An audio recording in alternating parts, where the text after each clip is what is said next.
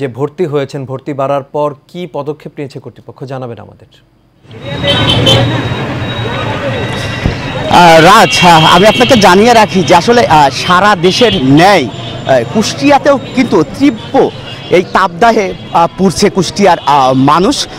বিশেষ করে শিশু যারা রয়েছেন, শিশু এবং বয়স্ক যারা রয়েছেন, তারা এই যে তীব্র গরমজনিত যে রোগগুলো রয়েছে সেই রোগে আক্রান্ত হয়ে হাসপাতালে ভর্তি হচ্ছেন। আমরা দেখেছি যে হাসপাতালে আসলে যে শিশু ওয়ার্ডে যে রোগীর যে ধারণ ক্ষমতা তার চাইতে প্রায় 5 গুণ শিশুরা কিন্তু সেখানে ভর্তি হয়েছেন। তারা চিকিৎসা নিচ্ছেন, বিশেষ করে ডায়রিয়া সহ অন্যান্য যে গরমজনিত রোগে যে আক্রান্ত হয়েছে শিশুরা।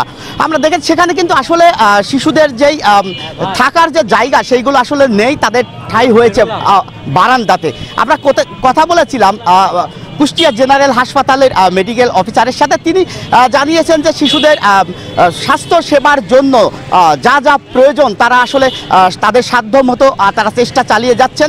তাদের লোকবল এবং যে পরিমাণ রুগী এখন ভর্তি হচ্ছেন আসলে সেই পরিমাণ জায়গা আসলে তাদের শিশু ওয়ার্ডে নেই। আমরা দেখেছি শিশুদের পাশাপাশি যে বয়স্ক মানুষগুলো রয়েছেন তারাও কিন্তু এই তীব্র গরমে তারা আক্রান্ত হয়ে কিন্তু তারা হাসপাতালে ভর্তি হচ্ছেন। রাজ, আমি আপনাকে একটু জানিয়ে রাখি যে আসলে এই তীব্র গরমের কারণে বিশেষ করে যারা দিনমজুরি, যারা প্রতিদিন কর্ম করে যাদের জীবন চালাতে হয়, এই মানুষগুলো কিন্তু আসলে ঘরে থাকতে পাচ্ছেন না, তাদেরকে বের হয়ে আসতে হচ্ছেন।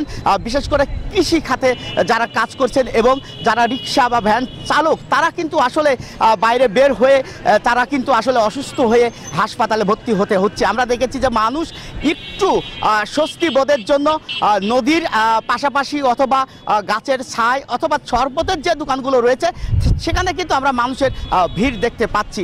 আমি আপনাকে একটু জানিয়ে রাখি যে আসলে এই তীব্র গরম এবং দীর্ঘদিন কোনো বৃষ্টি দেখা না পাওয়ার কারণে কিন্তু আমাদের পাশে যে গড়াই নদী রয়েছে সেটি কিন্তু শুকিয়ে একেবারে মরুভূমি হয়ে গেছে এবং কুষ্টিয়া শহর সহ আশপাশের যে উপজেলাগুলো রয়েছে সেখানে কিন্তু আসলে টিউবওয়েলের পানি আসলে পাওয়া যাচ্ছে না।